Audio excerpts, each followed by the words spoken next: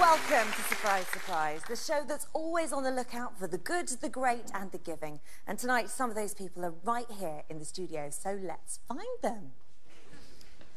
So, I found a story here in a local newspaper about somebody that I'd like to meet, but I just need a bit of help here.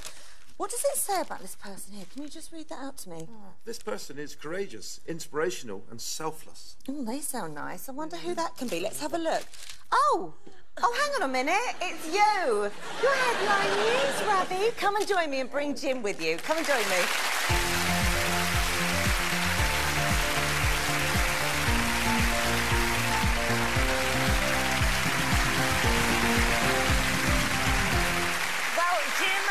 Ravi, welcome to the show. Ravi, it's fair to say you are a bit shocked to be here tonight, aren't you? Yes, indeed. Just a bit. Well, I can tell you that you are here because of Jim. Isn't that right, Jim? Yeah, afraid so, Ravi. Sorry about that. Tell us why.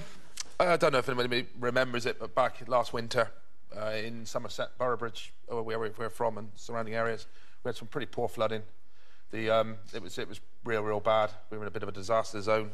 We run a local pub in Boroughbridge there. The phone was red hot, and I picked the phone up, chap on the end. I've seen you on the telly. I want to come and help you. I thought, here we go. Anyway, he said, what can I do to help you? And I said, look, we're in real trouble. Bring me some hand sanitizer. No worries, mate. Be there in the morning with a pallet of sanitizer. Right, so off I go. Didn't think any more about it. Anyway, in the morning, Sally said, Jim, you better look out the window. Don't know what you've done. There's an army of people outside. Well, when the village of Boroughbridge was hit by the floods, little did they know the cavalry was on their way. There's further warnings in force, 2 severe flood warnings, the highest level from the Environment Agency for the risk of flooding that is set to continue throughout the next 3 days. It was raining and raining, the river was higher and higher. And I said to Sally, I said, this is going to be the biggest flood we've seen here. Parts of southern England have seen the wettest... Once again, the clock is ticking as river levels rise. I've been here for 33 years and we've never seen anything like it. Underwater and under pressure, the pumps are working almost 24 hours. Doing all they can to defend their homes in their darkest hour. Very scary, frightening. We were just petrified we were going to lose everything that we worked for. We realised that we were in trouble. We were desperate for help. I first seen him, I went down walking along the riverbank to do the horses one morning. I truly thought they were tourists. It was like they got dropped in from somewhere, wasn't it? It was just all these men. They had enormous smiles on their faces and they simply said, we've come to help. Yep. They obviously had a great deal of knowledge and the leader was absolutely extraordinary. He was called Ravi and he just turned out to be a great guy. One of the most remarkable people I have ever met. The local authorities, I think, were doing as they could see their best, but they didn't really understand the sheer scale of the problem. It was a genuine disaster. I'm not a person who actually asks for help ever. I always work on my own. This time I got to the stage where I was begging for help. A pickup truck turned up outside. A chap got out and said, well, we're here to help. What do you want us to do? Ravi laid the sandbags about 2 metres away from the house, so it probably would have come in-house without the sandbags being laid, but as it was, it kept it away. He was straight stuck in helping to move some vehicles, moving debris, taking food out to people, clothing and blankets. They laid all the path along the back of the riverbank here, they put all the wood chip down. You know, they were just constantly on the go from morning to night, weren't they? With Ravi's organisation, it's just done.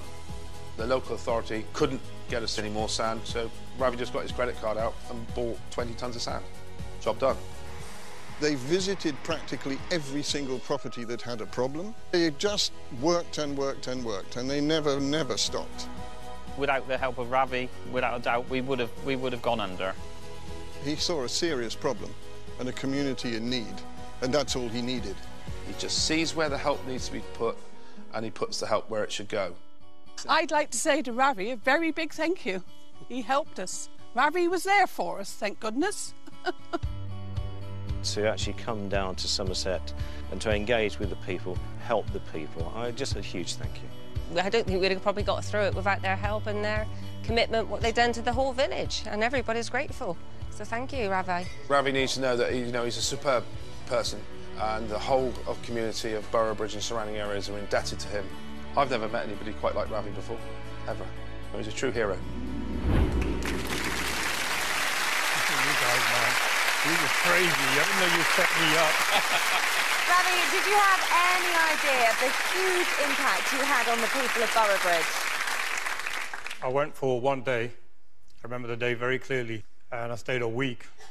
There's so much to do, and I've become very close to the people of Somerset. I'm a man of action. I don't do meetings. I don't sit around tables. I see what needs doing, and I do it. And with Boroughbridge, it's become very special. 15 years around the world doing relief work, and suddenly I find this huge, massive heart, you know, full of love in Somerset, not far away from where we're based in Slough. Jim, this is quite unusual, isn't it, for somebody from a different town to just bowl on up and help Like I strangers? said, I've never met anybody like it before. I mean, this guy he's genuine. He's not a stranger in our village anymore. No, absolutely. And Jim, Ravi is now an honorary member of the community. He most certainly is. Yes, yeah. He's a very popular member of our community. And any knees up we're having now, he always gets an invite. Well, Ravi's actions during the floods weren't the first time he's helped others in need. He's been travelling the world since 1999 after setting up his own relief team, Khalsa Aid. So, Ravi, why did you set that up? Well, the Sikhs are known for their generosity. When you go to a Sikh temple, there's a lot of abundance of food. Whatever you need, the Sikh Gurdwara, the temple has 4 doors, which means anybody from the 4 corners of the world can come for food, protection, shelter. So why not take that to the 4 corners of the world where it's needed? And a lot of charities, a lot of organizations, similar field, people are losing trust. So what we're saying is, join us. And Jim's been to Bosnia with me to see what we do. He was clearing a lot of a shelter for the homeless. And this shelter had 3 foot of mud in it. Because they're the poorest of the poor, the homeless, nobody's helping. Jim and the guys got stuck in, cleared this huge shelter up, made it safer. So yes, it's not only just pride for me, it's pride for our community and supporters who fund us without judging anyone. Who are we helping? You know, just because we're Sikhs, and people might be other Christians, Muslims, Jews, it makes no difference. So I'm very proud of the community who support us. Jim, without Ravi, would you have ever got involved in something like that? No, never. Not for a moment. I mean, he's really opened my eyes. I mean, and like he says, it just feels good. You help people, it's good. Well, you've been to almost every international crisis there has been. Tell me where you've been and what you've done. Last 15 years, first operation was Kosovo, the refugees coming from Kosovo into Albania. And we drove from Slough all the way to on the Albanian-Kosovan border. You know, these are the guys who went with me, never been out of Slough, let alone go across Europe. And that was tough. Somalia, Congo, Pakistan earthquake, Bangladesh, now working in Iraq. It's very, very risky, but it's very rewarding. What makes you want to do it? It's about humanity. The problem is we live in a world where it's out of sight, out of mind. So we don't just deliver aid, we deliver hope, smiles, love, happiness. You know, we get real involved. Gosh, and with all of this relief work that you do, I imagine you don't have much time to yourself, do you, Ravi? I have my pride, which I was talking to Jim about. I have a very cheap, rusty, falling apart old American car, probably worth about £1,000 maybe. Apart from that, the family keeps me busy, kids when I come back. But not really. I mean, my time is for others. There's so much to do.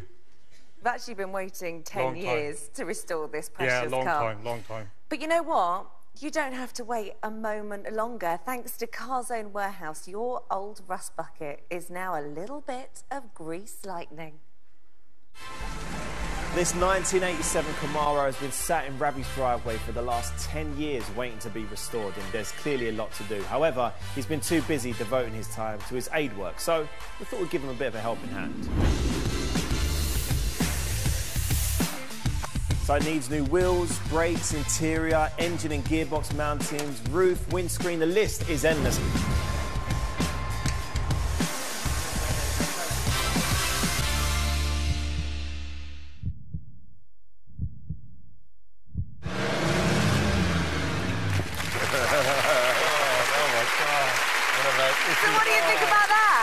I can't believe it. This is... you guys, sorry, I don't know what to say. You got me, but that is my baby. I'm sorry, the wife said nothing.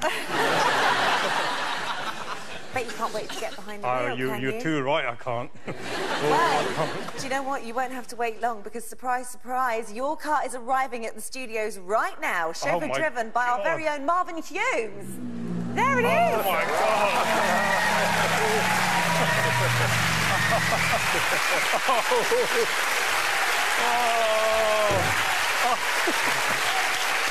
Oh, my goodness. That's looking pretty slick. I was going to take Jim out to dinner. Sorry, Jim, mate. I've got a more important day. Well, I think it's time to hand over the keys to Ravi's newly restored 1987 Camaro. Ladies and gentlemen, please welcome Marvin Hughes.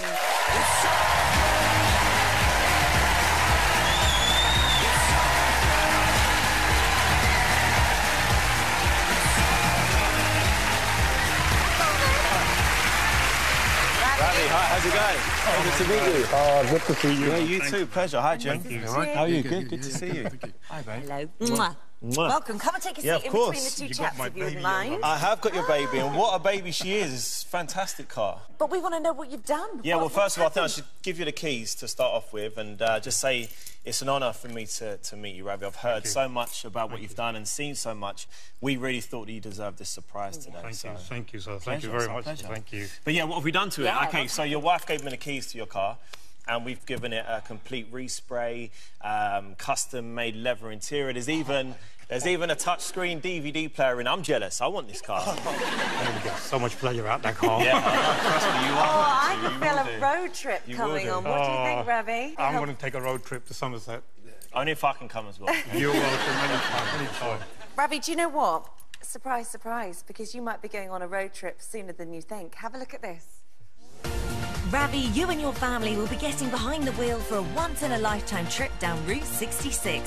Thanks to Hayes and Bath Travel, you'll be going on a 2-week driving holiday across America.